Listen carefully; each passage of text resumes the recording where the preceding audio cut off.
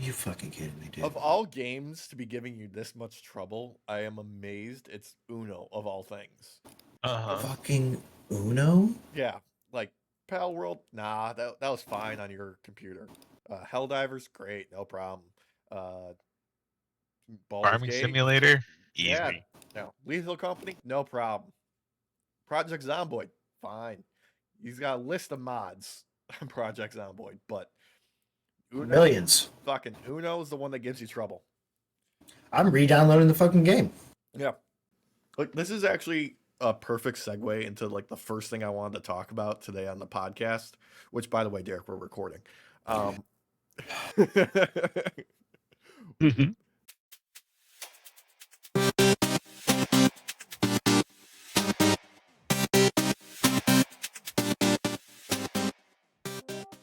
Thanks for joining us. How's it going, everybody? Welcome to Night Off.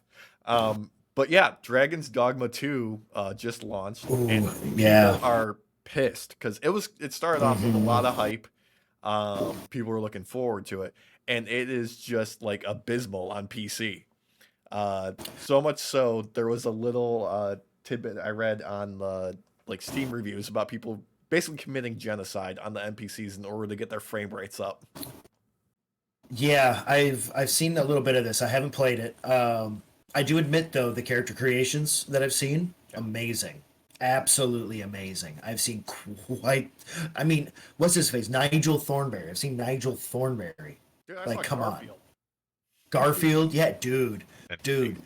Terminator, Mhm. the T-800 series. Oh yeah. Like, dude, it's crazy. But yes, if you don't have a expensive rack, you're Even gonna be that. having some issues. Even that, dude. Even like some of the top of It's the line true. machines, like it's such a resource hog that it's like, oh, you have available VRAM? No, it's mine now. That's what's happening. Yep. I saw that Inside Games had talked about it a little bit, Hmm. and I guess Bruce had been like live streaming, and he had been like seeing how the everything was evolving over time, like the drama. And yeah, I don't know. Like I've seen the videos where people having to literally genocide a whole town just to have more than like 10 frames a second. So it's Yeah, definitely a resource hog for sure. I haven't watched a whole lot on it. I've just seen all the memes going around. They've been giving me good laughs though. Oh yeah. I will say, did you guys see the that you can like climb monsters and stuff in that? Like your Yeah. No, that was in the first yeah. one. Yeah. Okay, so I didn't know this. I never played the first one, so I had no idea. Mhm. Uh, this is like all new to me, Dragon's Dogma. But it was really cool. It gave me like Shadow of Colossus vibes. I was like, yo, you can climb up the back of that like werewolf looking dude and like stab him in the head. Like, dude.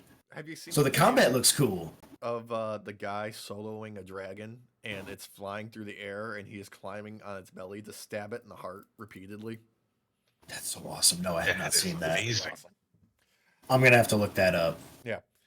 But PC performance is not the only problem that they're having. They're also getting blasted about the microtransactions that are Yes. available. I think it's $2.99 to unlock fast travel in the game is one of the I saw examples. that. Like for a waypoint. You want to fast travel multiple locations? Dude, it's like 99 cents to have a revive, I think. There was Mm-hmm. it's like another $1.99 for camping equipment to be unlocked. So apparently, there's a limit to all of these that you can buy, Yeah. or at least to most of them, I believe. So even though it's pay to win, there's a limit to the paying to winning. It's a weird structure. I don't know. I guess most of that stuff you can get without buying it though, if you're willing to take the time. I'm So assuming, yeah. Like I think everything except for the fast travel is yes, something that you can earn because I remember reading something about one of the game directors being like, "Yeah, no, like we wanted traversal in our game to, you know, not hinder but like dissuade people from fast traveling. Like people don't want to fast travel in our game." And then now they're selling it. I saw because something like that. they know because people want to. Like, what the heck? I would not buy Like, any of no, the no one's going to want to fast microtransactions. travel. Everyone's going to want to travel around and walk, from town to town, just like Skyrim, where no one wanted to fast travel anywhere. I mean, what was it that just came out like last year? Was Marvel Spider-Man 2 on PlayStation 5? Mhm. Like they the one of the guys at Insomniac was saying like we thought about eliminating fast travel from the game because it broke our game. Because they did a fantastic job in that game with the fast travel. If you're not familiar with it, Mhm. it's so fast. It's seamless. Yeah, it's an amazing game. I haven't played it, but I've watched a few playthroughs, and man, that fast travel is seamless as heck. It really is. I'm a sucker for that series already. Like I've platinum both of them. That's awesome. Yeah. I want to. I don't have a PS5. The girlfriend has a PS4, Mhm. so I can at least go that route with some of the games, the older ones. But yeah, until that point. Well, the previous one was on PS4. Oh well, yeah. Then I'll play that one. Yeah, and that one's great. I recently got the PS5, but I've mostly been playing on here with you guys. I haven't done too much on it yet. I know the feeling, yeah. Uh, which actually, it's 2024. I wanted to talk about like, oh hey, what have we played so far this year that's new? And like my list is Helldivers 2 with you guys and WWE 2K24 with you guys. And Yep. like Pallet. Yeah, I was gonna say there's Pallet Yeah. World as well. Does Power Washing Simulator count? Even though Walsh hasn't taken part yet. I mean, Not yet. yeah, technically the DLC is a 2024 release. But Okay, so yeah, we've done that too. So not many. It's still early though. It's the first quarter. it's the So first quarter, yeah. I was looking up like also like oh, okay, what are some like upcoming releases that are coming out this year that we can talk about that we're looking forward to, and I'm like, I don't know if I really can't say much that I'm really like looking forward to myself that I has like a confirmed release date this year. yeah, that's the issue. I think this year's gonna be a little dry when it comes to AAA. But indie games have been stepping up over the past few years and really driving the market. So I'm assuming. Oh, hey, Kitty. Kitty. Uh, I'm assuming that we're gonna get some indie darlings pop out of nowhere. Yeah, I I, mean, I was really excited for Battlefront collection, but oh apparently that nosedived Uh, right into the runway. yeah, yeah, a little bit. didn't even get off the ground.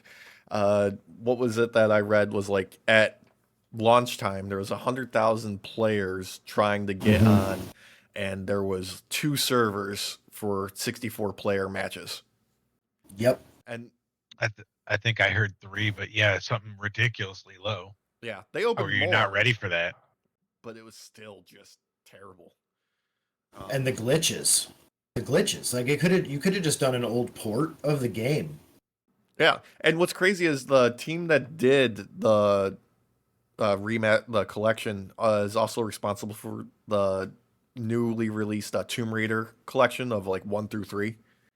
Yeah, that's actually getting like good acclaim right now too. Yeah, that was very well received. Yeah. Mm-hmm. It's kind of weird. Like the game has been around forever, or those games have been around forever now by this point. You could have just simply ported it over because the controls aren't really different. I mean, I don't know, it's just weird. The sounds are all different. Like there was glitches, yeah, in the original versions of these. Like it's not like there weren't, but they're so much more pronounced now. It's crazy. Uh, and there's also the whole like aspect of they were using a modder's character model, some animations and stuff like that. And then they quickly like backtracked like, hey, oh no, that wasn't. We fixed that. They patched that out real quick, and then somebody found more from that same person. Oh, they did find more? Oh, they're gonna have to give them money. There's no way. They reached out to the guy. I saw in an interview, I think, with him. He said something like, I'm just really happy they're using my stuff because if they're using it right, I did a good job on it. It's well done. So Yeah. put it in there. Yeah, why not? Mm-hmm. As long as he's getting paid for it, that's what matters. Just at least he's got to be credited for it, bare minimum. Yeah. You know. Mm-hmm. Yeah, I'm looking through the calendar here of like stuff we got to look forward to. Rise of the Ronin just came out. That's on PS5. That looks pretty interesting. Like an Okay. open world, kind of like Breath of the Wild, like samurai game. I think is kind of the selling point of it. Oh, And okay. we got the new South Park game, Snow Day, coming out like this week. That's actually one I do want to play. Yeah. I think that one's going to be a lot of fun. Yeah, I saw. We'll have Matt a lot Stone. of fun with it. Yeah, I saw Matt Stone like promoting it with like IGN or something like that. Mhm. Looks like multiplayer, roguelike elements. Kind of like he said it was like heavily inspired by like Calvin and the Hobbes, Calvin Ball like rules, where it's just like the kids are making up the rules like each match, kind of. Yeah. That makes me even more excited. Yeah, and it's something about like they want to be able to incorporate like new stuff from the show within like 2 weeks or something like that. That's why they made that shift from like the 2.5 3D to like full 3D. Full. Yeah. Yeah, I'm looking at it right now. The graphics are just beautiful. It's fun. It looks. Yeah. Well, because it totally it's 3D, but it hits the notes of what is South Park, even old school South Park. Yeah. It's awesome. We're gonna have to play this. Oh yeah, I'm definitely down to get into that. Yep. I've liked all of their the RPG, the Stick of Truth, and the Separate But Whole that came out. Like I played those like start to finish, just blew right through them. Yeah, as far as like other stuff that's coming out this year, I'm not seeing much that has like an actual like hard release date. Although John Carpenter's Toxic Commando was supposed to come out sometime this year. Ooh. Kingmakers, that trailer I sent you guys of like the time traveler, like RTS first person shooter hybrid, that's sometime this year. Want to go all Army of Darkness and drive a car into people. Uh-huh. And it looks like you can straight up do that. Looks like Story, that's pretty cool, coming out sometime this year. Frostpunk 2. Yeah. The new Star Wars Outlaw game. Ooh, That's yeah. This year. I actually I'm gonna wait until that actually releases, but Yeah. I had good first impressions of it. I'm not gonna lie. Yeah. There's also the Vampire the Masquerade, the new game, Bloodlines 2. That looks, like kind of true to the series and interesting at least. Yeah, I might give that a shot. I did like the original Masquerade game. I thought that was a lot of fun. Yeah, I mean it's got some fun mechanics in there. It's goofy. It's like it's broken half the time. But if you've never played any of these games, it's like an RPG style game that's very similar to like your D&D kind of themed aspects, or like Mass Effect with options. Yeah, it's got a bit more of a focus on like relationships and intrigue more than like combat, directly. Yeah.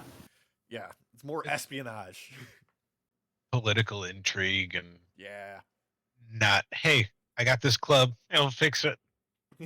Yeah, the combat's not good in the first one. I'm hoping it's updated to be a little bit better at least, but it is typically more focused on the intrigue aspect. Have you guys ever played it? The first one? No. I played one of the Vampire the Masquerade games for a little bit. It wasn't Bloodlines. It wasn't part of this series. It was one of those ones where it was turn-based. It was isometric. I can't remember the title of it, but I played a little bit of that. That was pretty sweet. Ooh, okay. I did Bloodlines.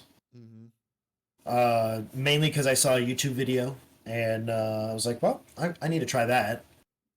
And there's a lot of options. I was a pretty boy basically the first time because it was the easiest way to talk and like get through like different areas. But after my first playthrough, I definitely did like the Nosferatu type. They like live in the sewers and stuff. They're supposed to be like grotesque, but super fun. Super fun. And depending on like the ones you choose will give you different dialogue options and everything. Very similar to like Baldur's Gate with what we're playing recently. So Yeah. just older. How about the news from Larian over at like the past 2 days? It seems like where they're like, yeah, there's gonna be no DLC for Baldur's Gate 3. We're done. We're not doing any more Baldur's Gate games. We're moving on to something bigger and outside of Wizards of the Coast and Hasbro's like purview. I have to assume the hoops and stuff that they went through was just too much for them to handle.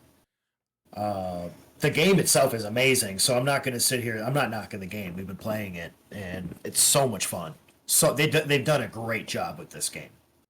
Well, I mean, DLC would be great and everything, but I feel like they made a game with a whole story. Yeah. It's a complete game. It wasn't trash on release, and you had to wait for 6 different patches and updates to fix everything. Yeah, I agree.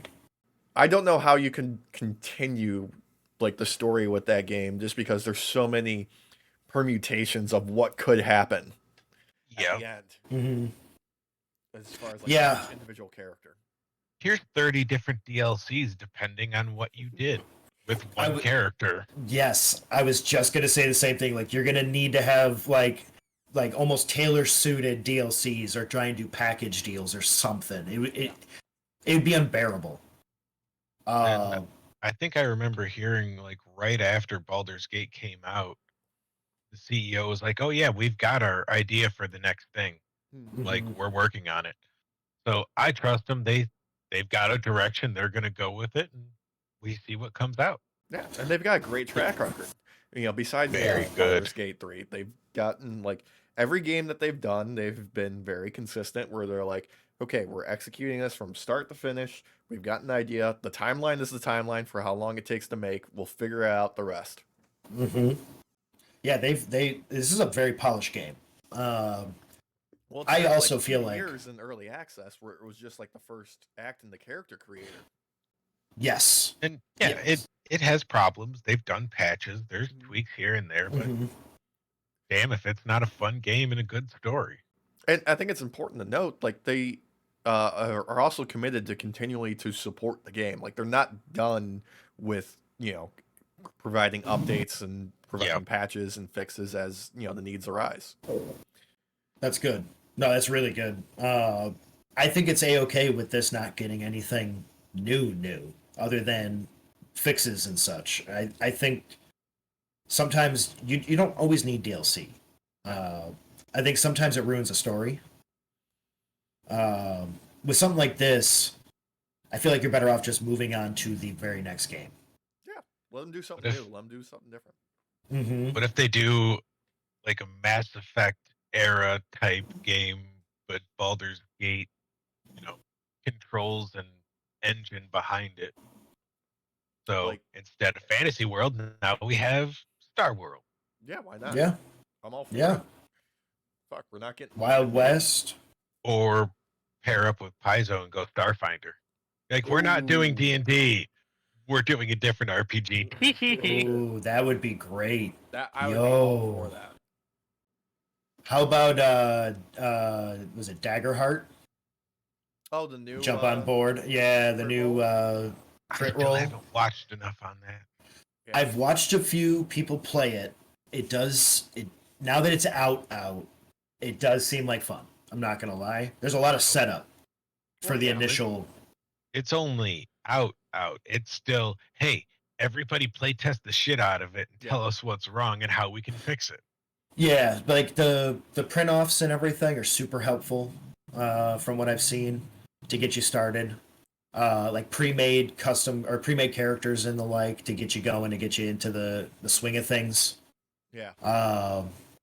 I'd like to play it sometime. I think we all would have a lot of fun with it, personally. Oh yeah, I'm sure we can set up something with that real easy. I mean, if we did something on the channel, we'd need to get more people involved, but that'd be cool though. Even like, I just think it would be fun to do because, like, audience, we play D&D in our free time when we have free time. Yeah. which has been a bit, but yeah. It's been a hiatus. Yeah. I mean, I haven't even focused on making a campaign either. So, like, you're not alone, brother. Like, we've been so busy. I'm still waiting for. Remember, I sent you that video of that pre-release, like dungeon maker. Yeah, yeah. Like, is procedurally generated and allows you to kind of like tweak things. Like, I want to use that in some capacity in the future. I have it. It's Dungeon Alchemist. Yeah. I believe is what it's called. Where is it? There it is. Yeah, Dungeon Alchemist. It's a lot of fun for making maps, and overall, it takes no time at all. Like, if you just need something quickly put together, like, you can put together a whole scene in like 20 minutes, and then alter it enough to make it look different, so you can have multiple maps. Like, it's super seamless, and then you can put it into like D20 or whatever it is that you use other than the D&D option. It's a lot of fun. I highly recommend it. Well, I think it was like $40 when I got it. So you've seen the footage of the like pre-release like alpha testing of Wizards of the Coast and Hasbro's like official system that they're working on. And yeah, it does look pretty nice. It does. oh yeah, no, it does. But it's annoying that they're trying to take away what's already there because they're trying to do it better, which I get. Don't get me wrong, because they're like, hey, this is an avenue of money. Yeah. Well, they're going to microtransaction the shit out of it. You want a table? $3. You want plates for the table? 50 cents. You want floorboards? Another $5. You want different color? Minis. Oh yeah. They're gonna be. Sorry, those are 30. No, those are gonna be put in like loot boxes. Like that's what I was thinking too. Yep, that's what I was thinking too. I hate you for saying that because I know, right? Yeah. I hate it so much. I know. And there's gonna be like the rare ones that have like the special color on the pants or some crap like that. It's gonna be BS. That's why I'm not happy with it. I'd rather just do what we're doing, where we use like Roll20 and all that type of stuff to do what we need to be able to play across country.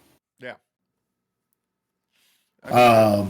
There'll always be like some alternative that will suit us just fine if they, go completely late stage capitalism with it on us. I mean, they're doing it now with the books and stuff, so yeah. I don't plan on switching. I'm not gonna lie. To one D&D, or was it D&D 5e plus or whatever they're gonna call that crap? I'm not switching. I'd rather just keep doing the book we're doing. Yeah. Well, it's the same story that's been kind of running with Wizards of the Coast for the past couple of years, really, since I would say probably the third edition, where they like, okay, we're trying something new. It didn't work. Let's go back. Okay, we're trying something new. Didn't work. Okay, let's go back. We found something that worked. All right, let's fuck it up. Okay, go back. Yep. That's kind of what they do. Is like they keep trying stuff. It doesn't work. They go back to finding something that does work. Then they're trying to find a way to fuck it up. And then it's a constant dance. Yeah, like I love 5e. Don't get me wrong. Overall, it's very easy to get you into D&D. I think that Magic users are way too overpowered in many instances. They're not as paper tiger as they should be, or like glass cannon as they should be always.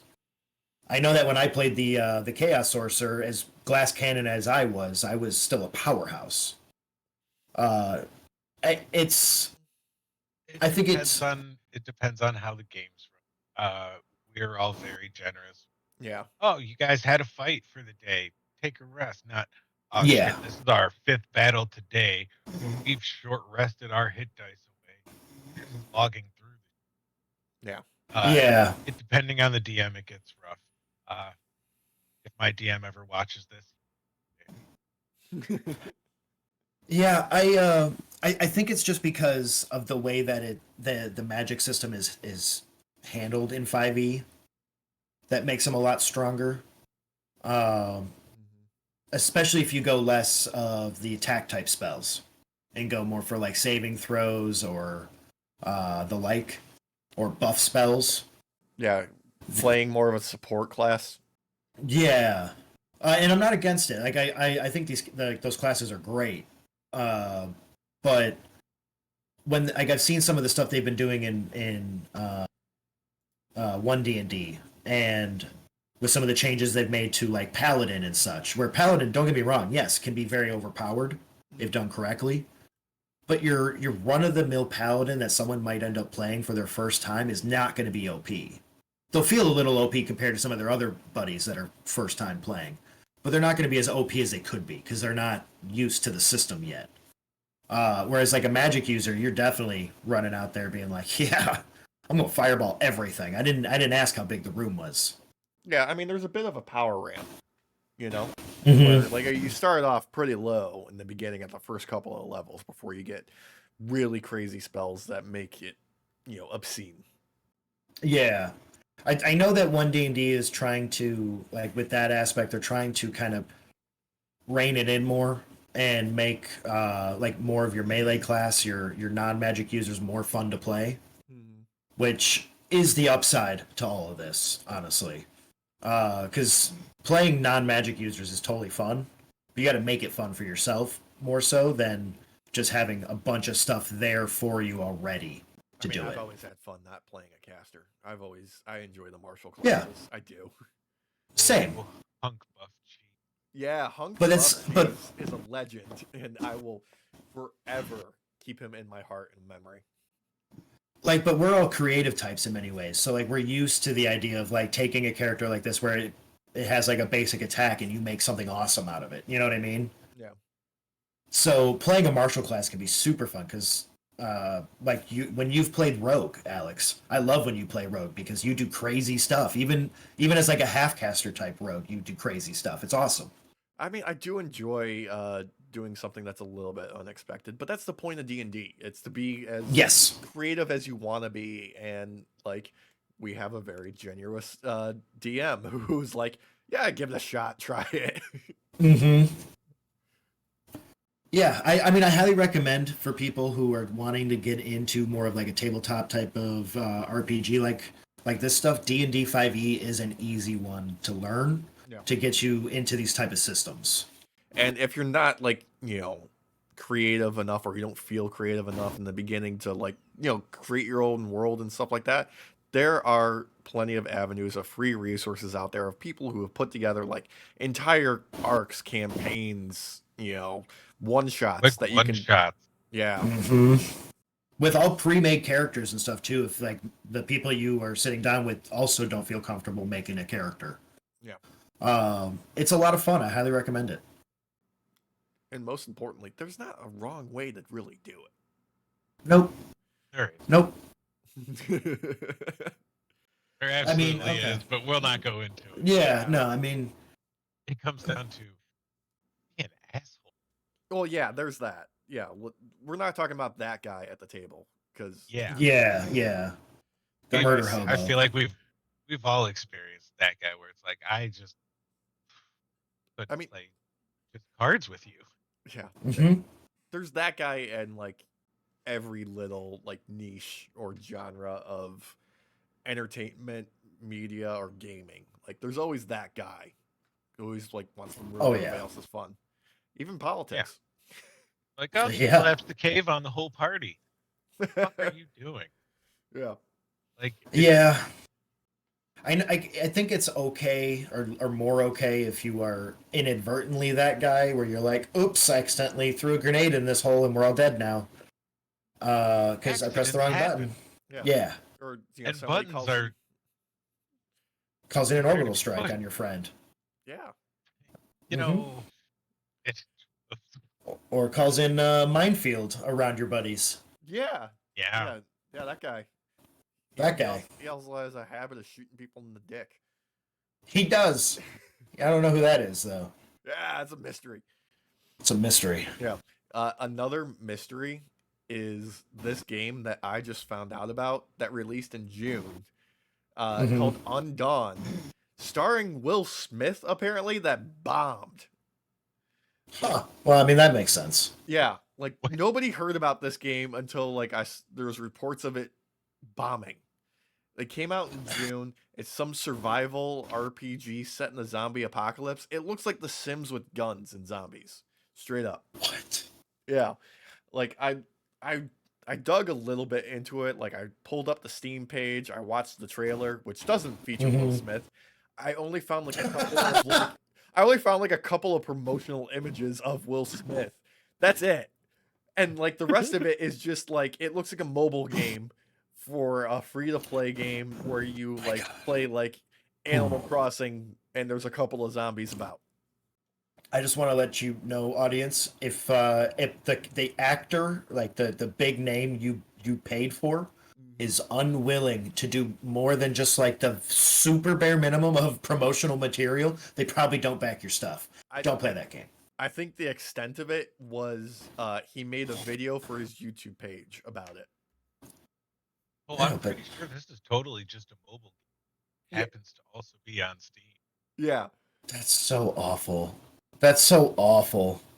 Like, it's a free game too. You can't bomb that hard.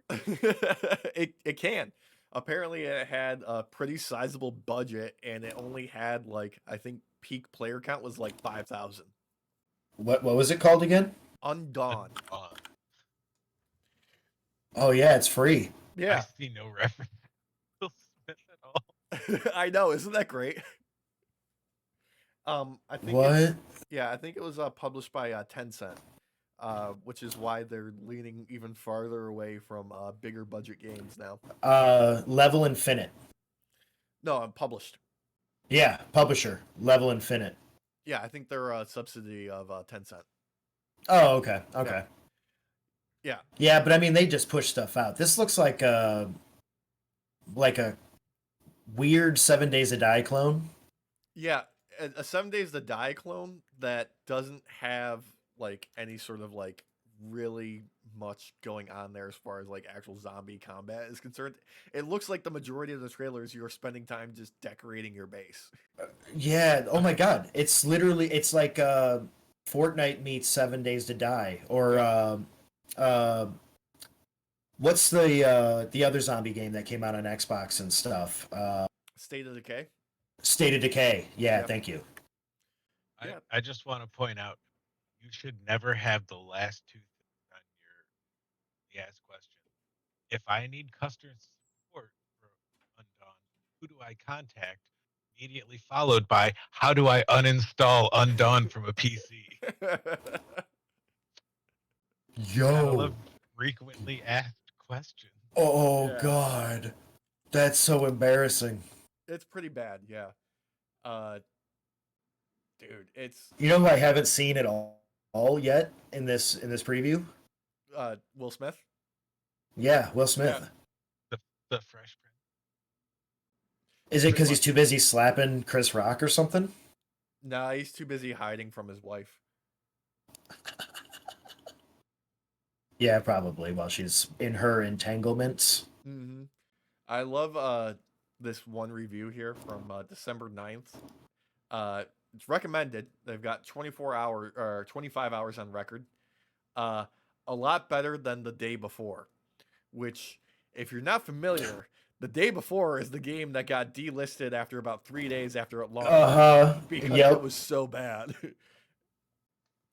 Oh my God! I guess if you're at least better than that. Yeah. Oh, you mean your game stayed out for a week? Mm-hmm. Oh my God! I've just found a review that I just, I gotta give them credit. Mm-hmm. This is a great review. It says nobody will read my review, so I'll just say I'm gay. Brother, I just read your review in a podcast, so there you go.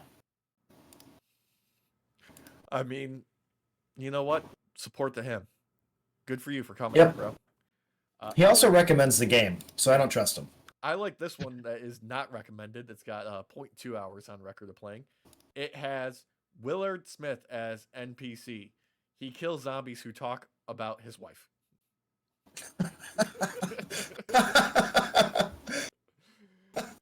That is from Sweet Tooth. So thank you. That's beautiful. That's a helpful review. That's beautiful. Yeah. You gotta love the Steam reviews, man. Gotta love Yeah. Steam reviews. Yeah.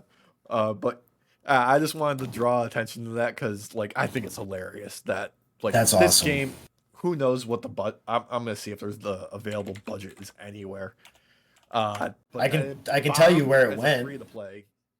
It went to his pocket, yeah. Yeah, it went to his wallet. Allegedly had more than 300 developers on it and a budget of nearly $140 million. So like 80 to 90 million went into his own pocket. Yeah, it is raked in about 287,000 in revenue. 287,000 in revenue? Yeah. That's it? That's it. Oh, that's amazing. Million.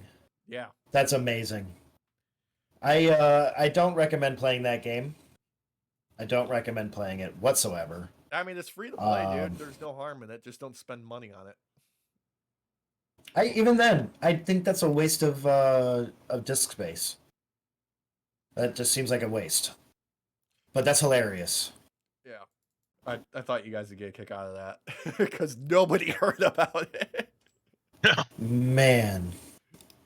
Because like it's unfortunate, but zombie games 9 times out of 10 tend to either just go unnoticed or bomb. Because the market's just so flooded. Yeah, I mean, you've got a couple of standouts that have stood the test of time. You've got your Daisy, your 7 Days to Die, your Project Zomboid, your Left 4 Dead's, and then you've got dozens of imitators for each one of those. Yep. Like even Back 4 Blood doesn't hit as good as Left 4 Dead. It's fun to play though. I'm not saying it's not because we do have a ball playing that game. Oh yeah, I mean, it's solid, but it doesn't. It's missing that it factor. Yes, that je ne sais quoi. Yeah. Which I just found out literally translates to I don't know. Oh no, you knew that. You called me out on it in a GM mode episode a while back. Yeah. Because I thought it said I thought it was something like that. Mm-hmm. Like, but having to do with like flavor or something. I don't know. There was a like whole call out. Oh yeah. And I was wrong and you were right. So it's so silly. Yeah. Now, you guys probably haven't heard of that. I'm going to bring up something though that a lot of people are talking about that I don't know if you guys are familiar with. It's SGW Uganda, which stands for Soft Ground Wrestling Uganda. Now, I'm gonna set a picture for you here. Okay, so it's Ugandan pro wrestling. Like they are doing pro wrestling moves. Like they're doing suplexes, spears, back body drops, stunners, like the whole shebang. But they don't have like an actual ring. It's just like tilled dirt, some bamboo for ring posts, and like lengths of string for ropes. These crazy mad lads are just slamming each other down on like hard dirt, and it's pretty amazing. Oh my gosh, they are. Yeah. Yeah. Oh my gosh. Yeah. That's awesome. These dudes are insane. Yeah. It's kind of blown up on like thanks to a couple of like probably pro wrestlers like Will Ospreay and whatnot who like came across it. They went viral a couple months ago. Man. Yeah, these guys are going ham. They're going like ham, eggs, and cheese with this shit. It's great. They've just been hitting it hard. They've gone viral for, going like these hard hitting matches, just doing it for fun. Now, it started off as just for fun. It started bringing in a community. They went viral. And they were in a little bit of trouble, so they started a GoFundMe. It was successful already. They raised $10,000 to rent the land where they film for like the next year. They also secured some food for everybody for like the next 3 months. They were able to get some training equipment and gear to actually put on like their first like real show in that's so awesome. The next couple of months. So I just wanted to like give like kudos to the crew and the boys and the folks that are out there doing this because it's awesome. Yo, like seriously, shout out to all you in Uganda that are watching wrestling. I love how wrestling creates communities. That's just so awesome. Yeah. And it was literally just, a group of folks that just wanted to get together, do some wrestling for fun because they love it. And it ended up, building up like this whole thing. I think it's freaking amazing. That's beautiful, man. I love that. I seriously love that. I'm looking at a couple of these, and I'm not listening to it. I can't hear it, but Yeah. like they're doing like big shout out thank yous to all the people who donated and everything. Like they seem super awesome. Oh yeah. No, these guys are super grateful. They seem super humble and they're doing it for fun. And I gotta give some mad props to them. That looks so much fun. It really does. Yep. Thank you for showing me that. I am going to be going down that rabbit hole today. Yeah, that's something for later where you could just be like, oh, like there's like the Royal Rumble. They did a Royal Rumble spot where a guy just spears him like ridiculously into the ground. It's such a good clip. There's lots of just like these guys putting their bodies on the line legitimately in probably the harshest conditions you could do pro wrestling in. Well, seriously, because dirt, I mean, as soft as it can be, it still hurts. Yeah. There's not as much give there as there would be with an actual ring, so. Which doesn't have much to begin with, but there's some give. But there's some give, yeah. You get to bounce a little bit. Yeah. Which I guess you technically do on the ground too, but in a more painful way. There's a little bit more painful way. Actually, that's great because we've got some wrestling news we can cover this past week. Yeah. We've got new Continental Champion Okada, new TNT Champion Adam Copeland over at AEW. It's pretty legit. I just want to give a quick RIP to Christian's balls. Yeah. Oh my god. Yeah. That match was amazing. The ending with the crowd singing. Or the beginning too. But I mean, such a good match. The whole show was beginning to end just amazing. Yeah, slightly overbooked, but that's what it calls for. Like handcuffing all of like Kill Switch, Nick Wayne, and Christian in each corner, pulling out a 2x4 covered in fucking nails to hit him in the balls. Yeah, like, it's a whole nother level of ridiculousness. Oh man, like I've been seeing some people on threads talking about wanting 3-hour matches to be more regular or 3-hour shows to be more regular, and it's like no. This needs to be a once in a while kind of deal because it makes it that much more earned when we actually hit that 3-hour mark. Because could you imagine trying to do 3 hours every show? Dude, I mean, just WWE... go run multiple marathons. Yeah, just do that. I mean, WWE does put on, 5 hours between Raw and SmackDown every week. Oh, yeah, I'm just talking about per show, like on TV. Yeah. Like it's usually like 2 hours, 2.5 hours. Yeah, but like it depends on like the amount of like actual wrestling that you have because like Raw is 3 hours. Yeah, and there's like maybe 4 matches sometimes. Sometimes yes. they have more. That's a lot of time to fill. Well, I mean, if you consider like last week's Raw and SmackDown, like there was a lot of talking, a lot of filler. Yeah, there always is, and you know what? At least the talking has gotten better as far as like actually, pushing storylines these past several weeks. You've got Rock busting out a good acoustic guitar, putting on a performance.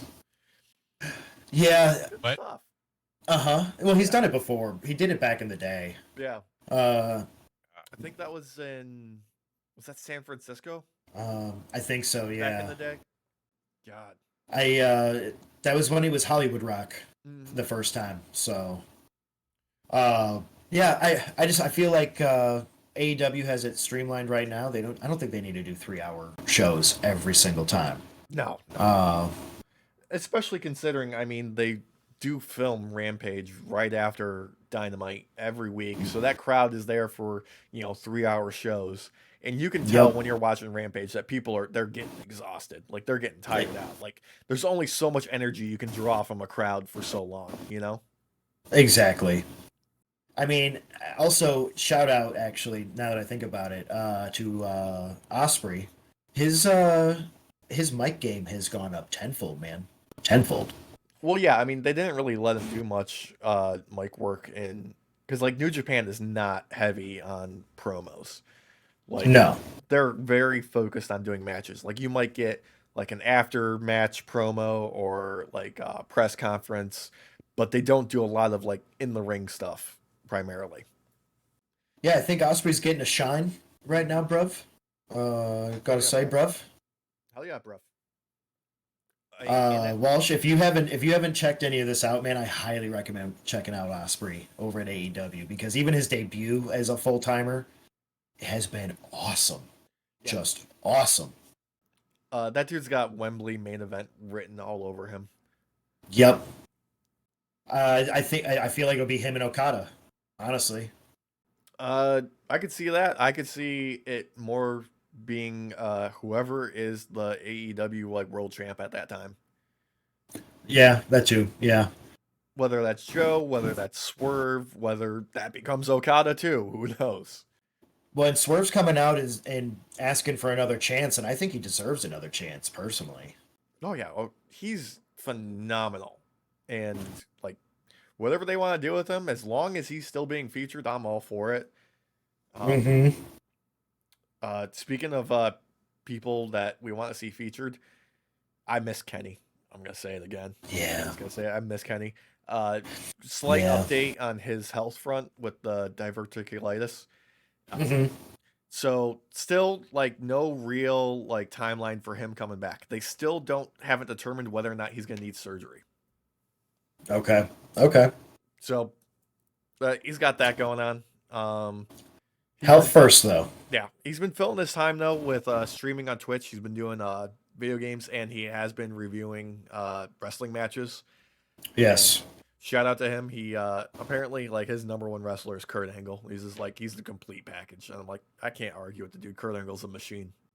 Kurt Angle replied back, brother. Yeah. Game respect game. Yep. And I'm happy with that. I saw that this morning when I was reading the news. Mm-hmm. Yeah, I miss Kenny. I want him to get better, man. I think with the roster that we have going on right now, his return is only going to elevate things more. Personally. Yeah. Um, I want the cleaner. I want him to come back as a heel. If I'm being honest, Same. He plays a great goofball fucking heel who's just, what's the capital of Thailand? Bangkok, bam, and then low to somebody. Yep. I love that goofball shit he does. I did see that Danhausen is wrestling somewhere recently. Yeah, he was wrestling Matt Cardona at I think it was a GCW show on Saturday night. That's what it was. Yes. Yeah. If you're not familiar with Matt Cardona, holy shit, this dude is like the epitome of like making your own luck. Like, dude was in WWE for a little bit, got over by being like one of the first guys to really take advantage of like social media and YouTube on his own. Got buried on the roster. He got fired and released and just like took to the indies and made it his own and has been doing stellar ever since. Hell yeah. He's got a match coming up against another indie wrestler that is a great callback to his WWE career because that's like his whole character gimmick is he's an ex-WWE guy who's like too good for the indies. He's wrestling Blue Cane. If you don't know, Blue Cane is just a guy who did a palette swap of Kane's gear from like 97 and his and instead of fire, he makes it snow. Yep. It was like a month or two ago you told me about this. Yeah. And yeah, it's freaking hilarious. I love it. I absolutely love it. Yeah. And really small wrestler. Yeah. And the match poster has a little wheelchair on it. Because when Cardona was in WWE, at one point in his time, his character was confined to a wheelchair. And they did a terrible spot where Kane came up and just shoved him off the stage in the wheelchair, just off. into the abyss. And he fell so fucking hard face first. Yo. I love it. Yeah, I love it. It's pretty great. It's one of the high spots of like some of the dark ages of WWE. Oh man, I actually have some wrestling related news as well. Oh yeah. Our girl out of Damage Control, Asuka, she has beaten Billiam Goldberg's freaking record of an undefeated streak. Yeah, dude, and that was it's forever kind ago. of. That was back in the NXT. Oh, I know, but he's finally realized it. Oh, he's finally realized it? He was like, oh, some Japanese girl beat my undefeated streak. Like, dude, Asuka's like a million times better of a wrestler than you would ever be, and a safer wrestler at that. Yeah, that was on Tim Green's podcast, Nothing Left Unsaid. He also took the opportunity to talk about Bret Hart and injuring him on that podcast. I've got the quote here. I've heard it for 15 years, and I've heard about him bitching and moaning about me kicking him on the head. I can only say I'm sorry so many times. I can only be remorseful for so long. That's fair. Yeah, That is fair. That is fair. Yeah. But still, you ended a legend's career, man, and you would have thought that from that moment on, he would have been like, maybe I should take the safety end of wrestling just a little bit more seriously. Nope, he doesn't do that. Yeah. No, he also praised Bret like before that line, talking about how like, yeah, no, he's a great wrestler. I looked up to him. I've learned a lot from him, but apparently didn't learn how to be safe. Never learned the safety part. Yeah. In response, Bret Hart said, "Fuck Bill Goldberg." Yeah, I'm just gonna go ahead and say it right now. Fuck Billiam Goldberg. Yeah. Good old one. Oh yeah, and his son. He apparently there's a chance his son might start wrestling. Yeah. Or he was talking about his son maybe wrestling. There was I think his previous run, they were trying to work his son into an angle and stuff like that, and maybe get him kind of like built into like maybe the performance center or something like that. Maybe there's a spot for him. I don't know. I don't know if the kid's got the goods to really make it. So maybe, they've pulled off some miracles before. I feel like that's not a legacy you want to uphold, man. I mean, if he's got the athleticism, they can do wonders. I mean, look at Logan Paul, look at Bad Bunny. Look at Johnny Knoxville. Yeah. True. They've done stuff before. Yeah, they have made some diamonds out of charcoal, excluding Logan Paul. But hey, he's my fucking tag team. No, he's a good showman. Logan Paul is. I just don't like the guy personally. Yeah, he's a natural. But he's a good showman. Yeah, he is a natural heel in wrestling. I'm not. He's a good wrestler. I'm not gonna deny it. He's a good wrestler. Yeah. He's also a safe wrestler at that because he did technically protect Rey Mysterio from a really nasty fall. Yeah, he threw himself out there and he really he made the effort to make sure Rey didn't get horribly injured. Yeah, so I'll give him credit where credit is due. Yeah. And his brother gonna box Mike Tyson. Oh, He's gonna die. Yeah, we talked about that last week a little bit. There's still more training footage of Mike Tyson out there. There's more people talking about it. We've got to wait till I think it's July, if I'm not mistaken. I believe so. Yeah. Yeah, I want to see it. I will say. Oh, go ahead. No, go by all means. Oh, I was gonna say I will say he looks deadlier now than he ever has. So. Oh no, I'm sure he's not as strong and a little bit slower, which is still 100 times faster and stronger than just about everyone else. Yeah. Oh yeah. Yeah. Like, just a fucking jab coming in, I'm pretty sure would knock me the fuck out. I said it last week. I don't fear many people in this world, but I fear that man. I would never in my life ever say anything mean or try to annoy that man. Yeah, that's why you don't have to fear him unless you do something. Otherwise, a nice guy apparently. Yeah. Yeah. And he sells gummies. Yeah, with Evander Holyfield, right? Yep. Yeah. The little little ears with the bite taken out. Yeah. I think I said this last week too, but I almost bought some because there's actually one of the local shops actually sells them, and I need to get them. They're supposed to be really strong though, so I don't know, but I'll try. Yeah, you guys do a taste test for me and let me know how you feel afterwards. Definitely. Yeah, because I can't get them down here. I'm gonna call you from the floor. But speaking of like shoot fighters, Ronda Rousey's got a new book coming out in April. Good call on this one. Nice segue. Yes, yeah. I saw this. Yeah, apparently she had to cut down her shit talking Vince McMahon and other people at WWE, specifically Bruce Pritchard and John Laurinaitis. Had to stream everything down from, to quote, "fuck these old bastards." There was a lot more, but had to stick to the meat and potatoes because her contract held her to 90,000 words. Yeah, I saw some of the quotes that have been coming out about from her book, and she does not hold back. She does not hold back. She's never coming back either. She has no intentions of ever returning to the WWE. I don't blame her. Yeah, reports of litany of concussions, and yes, noted that she felt it was a very misogynistic culture by the time she left. Despised Vince, but was friendly with Stephanie and had positive things to say about Triple H. Oh, okay. Yeah. Yeah, I know she had related it all to like casting couch culture, which is absolutely awful. There's no reason that any talent coming through should have to be subjected to anything like that. Hopefully now that Vince is out of there, though, and Laurinaitis as well, like that type of stuff isn't happening.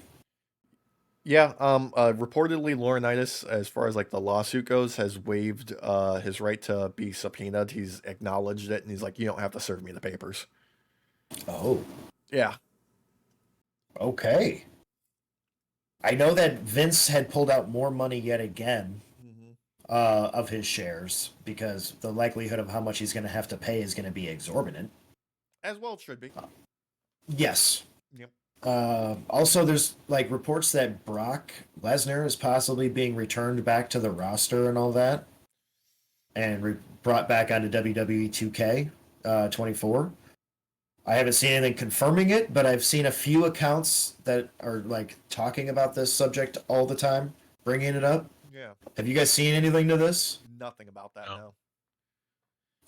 Because as far as I'm aware, he hasn't been technically named yet, and he's not on anything still. I haven't seen anything that would show me he's back, and they've undone any of this.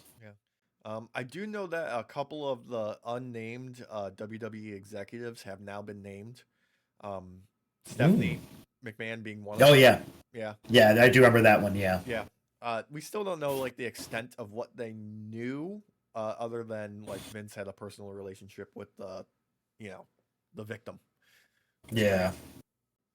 I honestly, it's probably going to be a couple years before we actually really get to the meat and potatoes of this. Yeah. And actually see some of this. And actually, that's something I just read before we started about this lawsuit.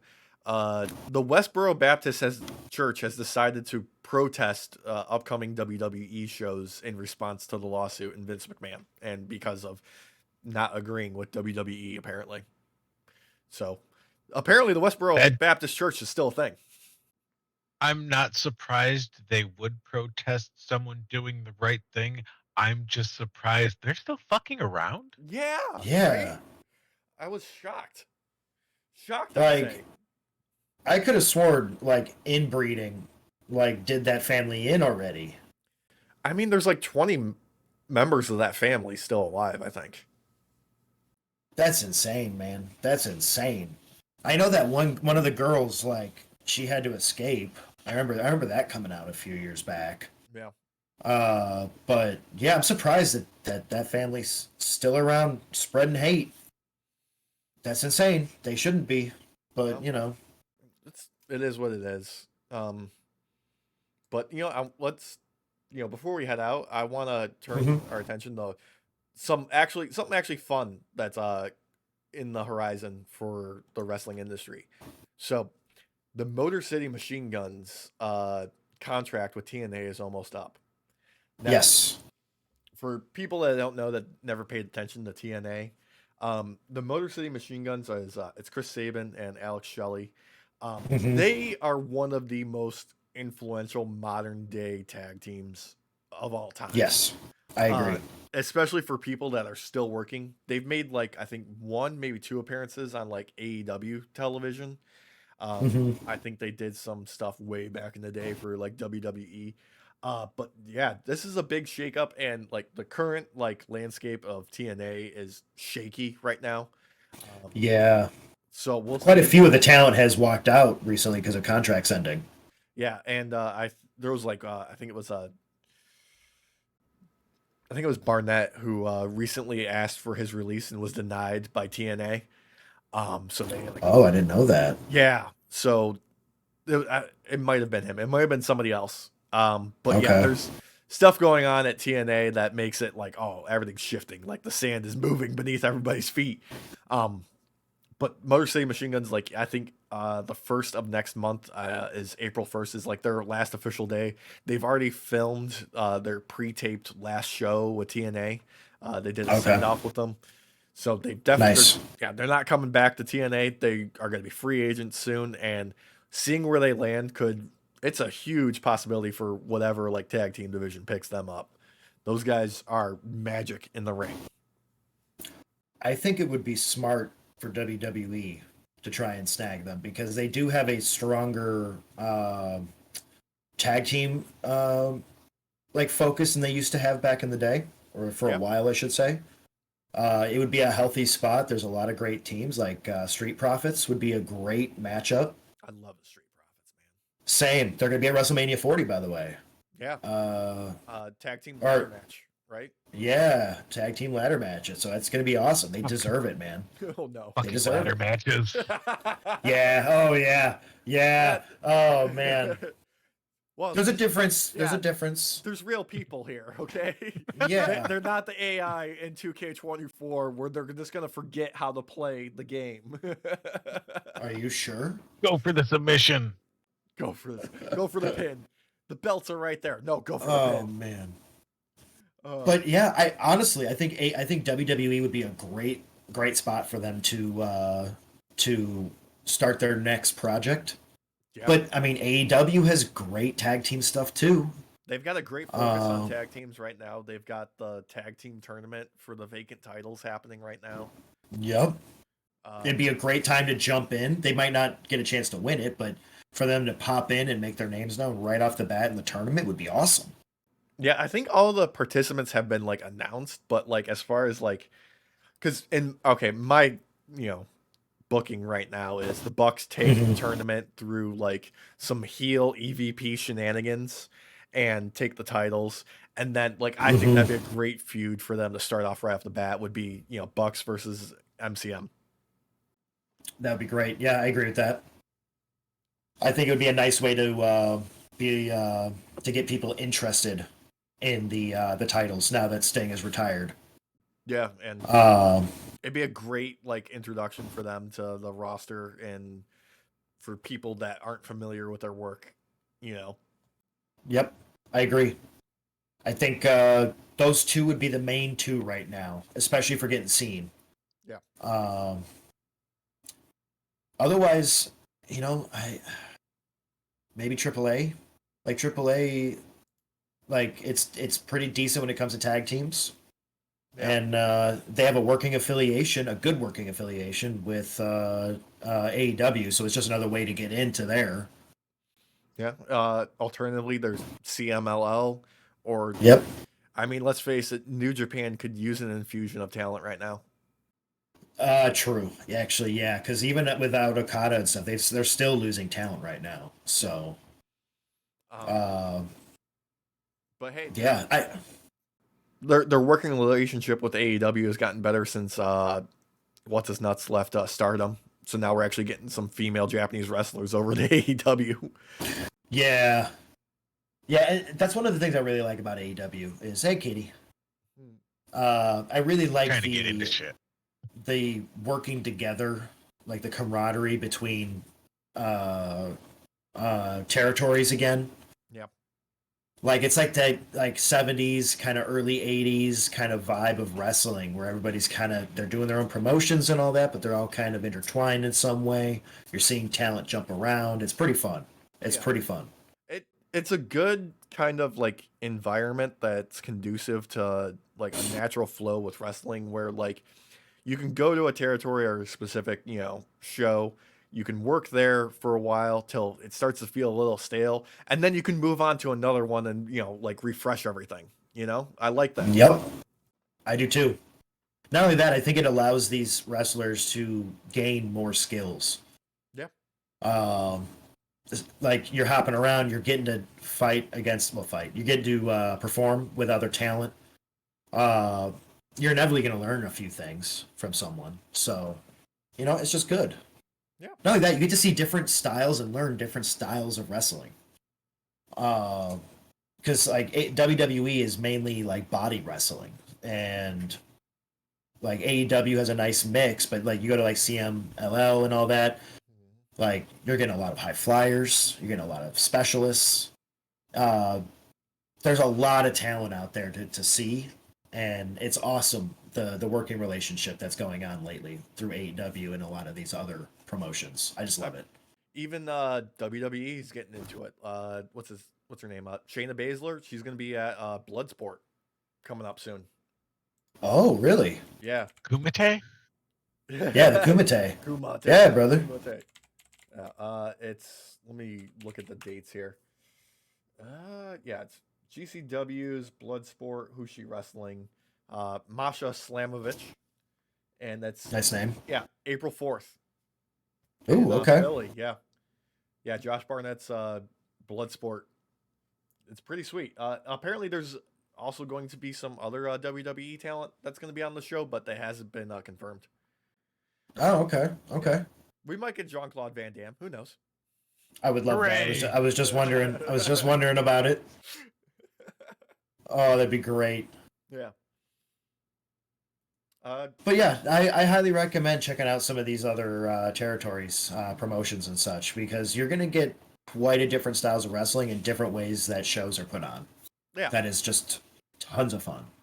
Yeah, like WWE has its specific like house style. AEW's got a little bit more variety. New Japan has a very distinct style. Yes. Stardom has its own unique style. You've got, Impact. CMLL. Yeah, it's TNA now. Impact. Oh yeah, yeah. I'm just so used to saying Impact. Yeah, I mean they've got some variety to them with like the X division and stuff. But they're all over the place as far as like quality goes, unfortunately. That's the downside, yeah. Yeah. But there's some great people on that roster. There's some talented yes. people.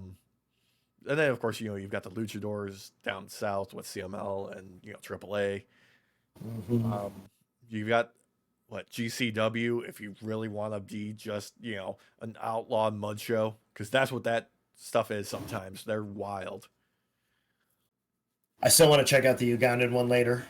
I'm gonna check that out today. Yeah, you can find clips on like X or their YouTube channel and whatnot. It's pretty. Yeah, they look hardcore as hell, and they're amazing. I'm probably gonna donate money if they have another drive. Yeah. No joke. What's great is they've got like that hard hitting like style, and they're doing it like that kind of like underground like bare bones thing, but they still have like the intangibles of like working the crowd into it too. Like they still sell it like they're pro wrestlers in like or whatever. It's great. That's the way you do it though, man. They're building community, and it's awesome, and I'm here for it. But yeah, I think that's a good place to call it here for this week's podcast. Thank you everybody for joining us on your night off. We'll see you next week. We've got, links in the description for if you want to check out some of our merch. Follow us on the social medias at Night Off Pod. You boys have any final thoughts before we say goodnight? I got nothing. Yeah, no worries. I was waiting to see if he had anything. Check out some of the other promotions than just WWE and AEW. There's a lot out there. You might feel more at home with some of the different styles and some of the different types of shows that they put on. Yeah. CMLL, Alex got me into that recently. Highly recommend it. So. Yeah, I will say I missed the opportunity last week. I found out about it after it happened. It was a Thursday night. There was micro wrestling over here in Fort Myers, not far from here, that I almost went to go check out, but it was too late. So maybe next time when they're in town, I'm gonna go check out some little people wrestling. I can say that when it warms up more, I'm probably gonna check out Seth's wrestling school over in Iowa. Yeah, because it's only like a 2.5 hour drive. I mean, if you want, I think it's like middle of April. It's coming to Chicago, Windy City Riot, New Japan show. There we go. Yeah. I'm gonna start trying to get into some shows now that's warming up because I'd like to record some of that, like trying to do some interviews and everything for us. Oh yeah, that'd be dope, bro. Yeah. So we'll see what happens. If I can get a press pass, that'd be great. Yeah, get out there, make some friends. You never know who's. I think you could. Yeah, I mean, there's probably some people you can reach out to through Instagram or something like that. Probably. Yeah, if there's anybody listening that like does promotions or knows anybody that's had a promotion stuff that wants me to come check it out in the Illinois area or close to Illinois, then yeah, let us know. Leave a comment down below. Yeah, if you're in the Midwest or if you're in Southwest Florida here, let us know. We're available, and even if it's just something where you're just like, hey, I got a show that I want to promote that we got coming up and want to sell tickets, we're here. Yeah, let us know. I'd love to do a video like that. Yeah. But until next time, thank you for joining us on your night off, and let's say goodnight, boys. Have a good night, everybody.